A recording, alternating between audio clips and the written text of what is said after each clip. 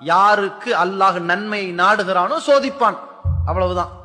ஒரு மனிதனுக்கு மிக மிக இந்த உலகத்தில் விருப்பத்திற்குரியது எது இருக்கிறதோ அதை இறைவன் கைப்பற்றி விட்டால் அதற்கு பகரமாக இவன் நன்மை எதிர்பார்த்து பொறுத்து கொள்வானேயானால் அவனுக்கு அல்லாஹ் சொர்க்கத்தை தருவான் என்பதை நபிகளார் சொன்ன ஒரு தூதர் தனக்கு ஏற்படுகிற துன்பத்தில் பொறுத்து கொண்டால் நமக்கு அதற்கு சொர்க்கத்தை பகரமாக தருவான் என்பதை தனக்கு பொருந்திக் கொள்ள மாட்டார்களா?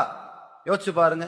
உலகத்திற்கே இதை அறிவுரை சொன்னவர்கள் அல்லாஹ்வுடைய தூதரவர்கள் சொன்னார்கள், மாலி அப்துல் மூமின் இந்தி ஜஸாஉன் இல்லா கபல்து சஃபியஹு மின் அஹ்லி துன்யா.